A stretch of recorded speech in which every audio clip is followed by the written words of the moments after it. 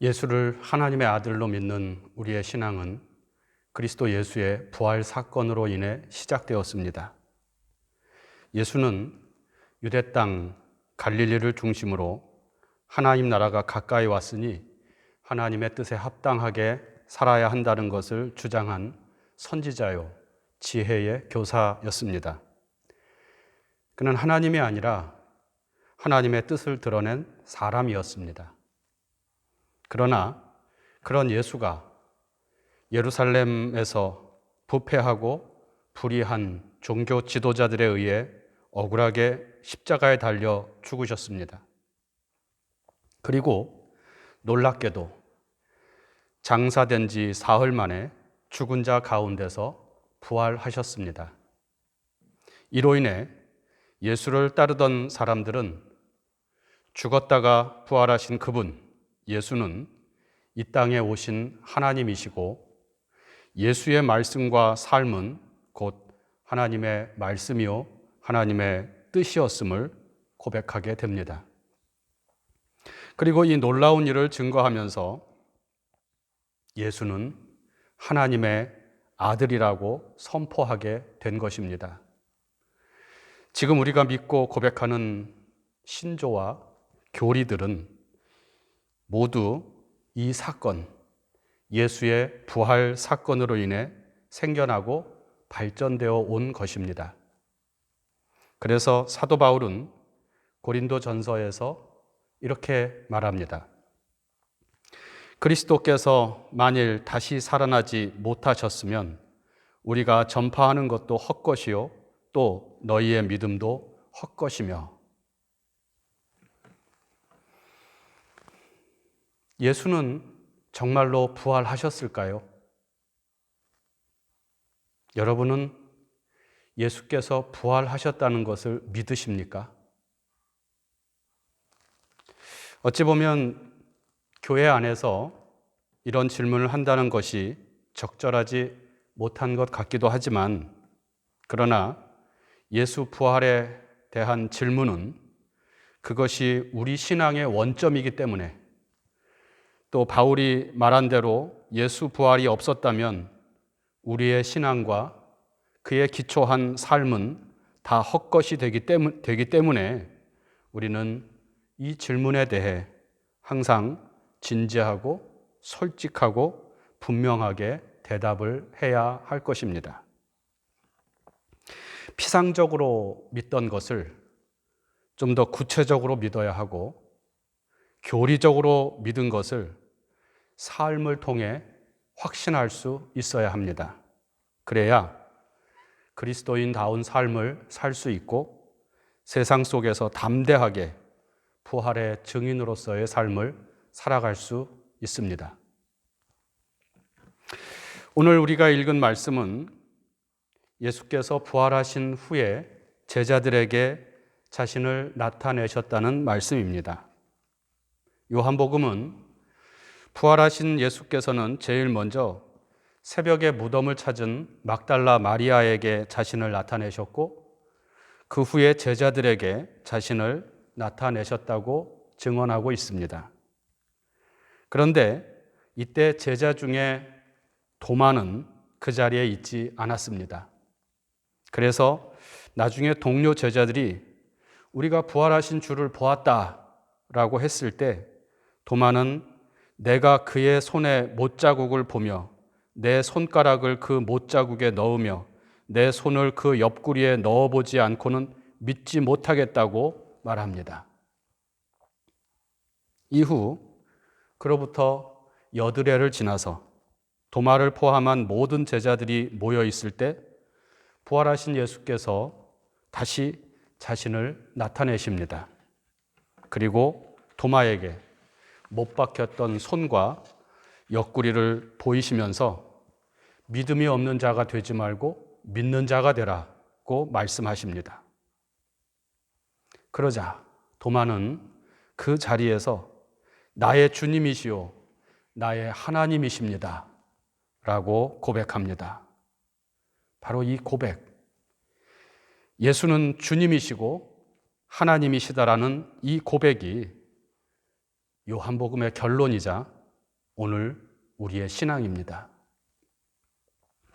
그런데 이런 놀라운 고백 이후 부활하신 예수께서는 도마에게 너는 나를 본고로 믿느냐?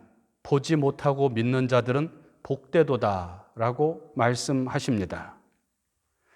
부활하신 예수를 막달라 마리아처럼 또 제자들처럼 그리고 도마처럼 보고 믿는 것보다 보지 않고도 예수께서 부활하셨음을 믿고 바로 그 예수가 하나님이심을 믿는 것이 더 복되다고 하신 이 말씀을 여러분들은 어떻게 생각하십니까?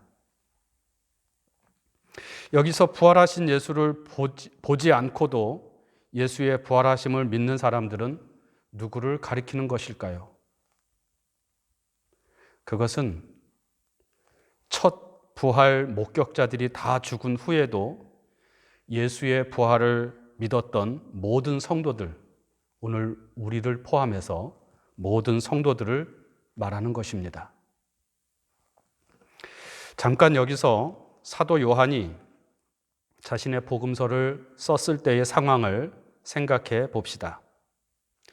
요한복음서가 기록된 연도는 대략 주후 90년이나 100년경으로 보고 있습니다. 이때는 예수의 십자가와 부활 사건이 일어난 지 60년 혹은 70년이 지난 후이고 그 부활하신 예수를 목격한 자들이 이미 다 죽고 없는 때였습니다. 그리고 이때는 사도 바울과 같은 사람들이 교회를 예수 그리스도의 복음을 온 세상에 전파함으로 믿는 자들이 온 세상에 퍼져나가던 교회가 온 세상으로 퍼져나가던 그런 시대였습니다. 많은 사람들이 교회에 들어와서 세례를 받고 신자가 되었습니다. 사도 요한이 목회하던 교회도 마찬가지였을 것입니다. 그런데 문제는 아무도 부활하신 주님을 직접 본 사람이 없었다는 것입니다.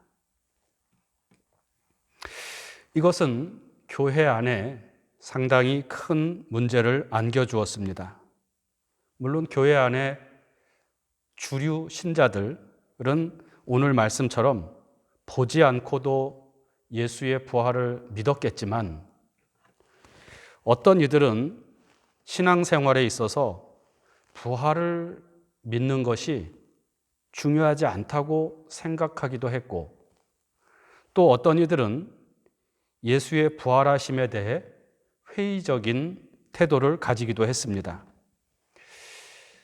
예수께서 진짜로 부활하신 것이 아니고 제자들이 예수를 너무나 사랑한 나머지 예수의 환상 혹은 환영을 본 것이라고 말하거나 혹은 예수의 정신이 제자들 사이에서 부활한 것이다 라고 말하기도 했습니다. 그러므로 오늘 본문의 도마가 나는 보지 않고는 믿지 못하겠다라고 한 말은 단지 도마 한 사람의 말이 아니라 요한복음이 쓰여질 당시 초대교회 성도들 사이에 널리 퍼져 있었던 말이었습니다. 결국 오늘 말씀은 초대교회 안에서 이런 부활에 대한 회의적인 태도에 대해 대답한 말씀이라고 할 수 있습니다. 그것은 보지 못하고 믿는 자들은 복되다는 것입니다. 어떻게 보지 않고도 직접 부활하신 예수를 만나보지 않고도 예수의 부활하심을 믿을 수 있을까요? 왜 보지 않고 믿는 믿음이 복되다고 하신 것일까요? 저는 두 가지 측면에서 이 말씀을 설명하고자 합니다. 첫째, 복되다라는 말은 헬라어로 마카리오이라고 하는데 이 말은 마태복음의 예수님의 팔복선언에 나옵니다. 심령이 가난한 자는 복이 있나니 그 말씀입니다. 그리고 우리가 잘 아는 구약의 시편 1편에도 이 말씀이 나옵니다. 복 있는 사람은 악인의 꾀를 쫓지 아니하고. 이 마카리오라는 말이 가진 기본적인 의미는 하나님으로부터 복을 받았다는 것입니다. 그러니까 심령이 가난한 자는 하나님으로부터 복을 받은 사람이다, 그런 것이고, 하나님으로부터 복을 받은 사람은 악인의 꾀를 쫓지 않는다는 뜻입니다. 그래서 오늘 말씀도 부활하신 예수를 직접 목격하지 않고도 그 부활을 믿는 사람은 하나님으로부터 복을 받은 사람이라고 읽을 수 있습니다. 무슨 말씀입니까? 부활을 믿는 믿음은 우리가 믿으려고 해서 되는 것이 아니라 하나님으로부터 복을 받아야만 그 믿음이 생겨난다는 것입니다. 하나님이 또는 성령께서 그것을 믿게 하실 때 우리는 비로소 예수는 참으로 부활하셨습니다 라고 고백할 수 있게 된다는 것입니다. 믿음은 내가 믿으려고 해서 생겨나는 것이 아니라 누군가가 믿게 해 주어야 믿을 수 있는 것입니다. 그래서 사도 바울은 고린도전서에서 성령으로 나지 아니하고는 누구든지 예수를 주시라 할 수 없느니라. 예수의 부활은 성령으로 인하여 믿어지게 되는 것이라고 말씀합니다. 그리고 에베소서에서는 너희는 그 은혜에 의하여 믿음으로 말미암아 구원을 받았으니 이것은 너희에게서 난 것이 아니요 하나님의 선물이라. 믿음은 하나님이 주시는 선물이라는 것이죠. 결국 부활하신 예수를 직접 만나보지는 못했지만 예수 부활을 믿을 수 있게 된 것은, 또 그것이 믿어지는 것은 하나님의 선물이며 하나님으로부터 가장 큰 복을 받은 증거라는 말씀이죠. 어찌 보면 보고 믿는 것은 하나님 없이도 되는 것입니다. 하지만 보지 않고도 믿는 것은 하나님의 은혜가 아니면 할 수 없는 일입니다. 그래서 복되다 혹은 복을 받은 사람이다 라고 말씀하고 있는 것입니다. 여러분, 예수의 부활을 믿으십니까? 아멘 하시는 분들은 자신이 하나님으로부터 가장 큰 복을 받았음을, 그 선물을 받았음을 깨닫고 감사하시기를 바랍니다. 아직 회의적인 태도를 가지고 있는 분들은 이성을 넘어서서 역사하시는 하나님의 복을 간구하시기 바랍니다. 하나님께 믿음의 복을 달라고 간구하시기를 바랍니다. 그래서 믿음 없는 자가 되지 말고 믿는 자가 되기를 바랍니다. 두 번째로, 어떻게 보지 않고도 믿을 수 있을까? 저는 좀 더 현실적인 이해를 해보고자 합니다. 믿음은 하나님이 주시는 선물입니다. 예수 부활이 믿어지는 것은 내가 믿으려고 해서 된 것이 아니라 하나님이 믿게 해 주셔야 할 문제입니다.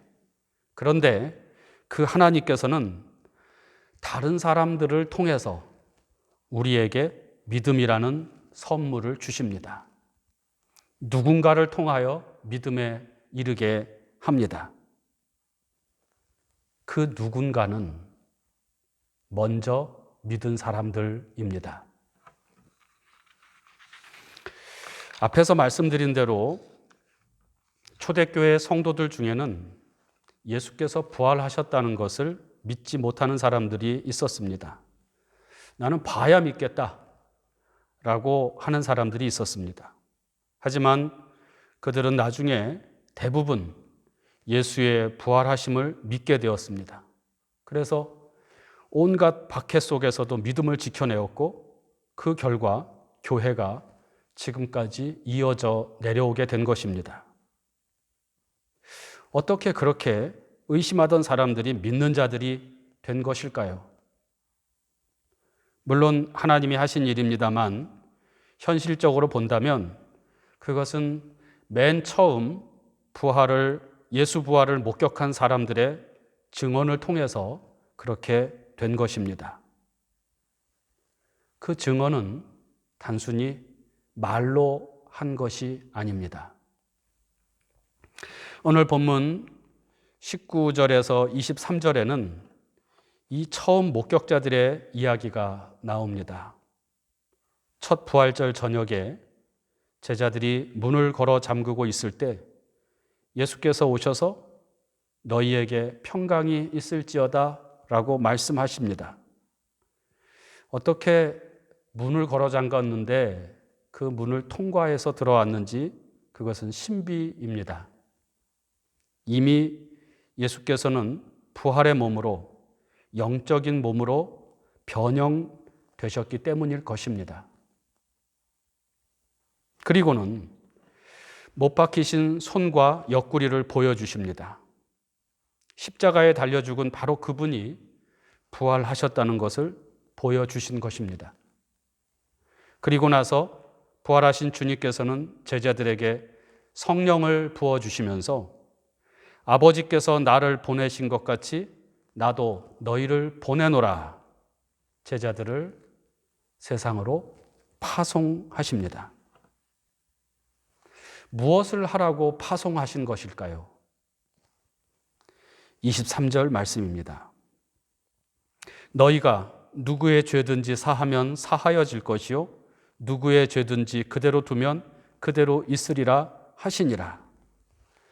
사람들의 죄를 사하는, 용서하는 일을 하라고 제자들을 세상에 보내신 것입니다.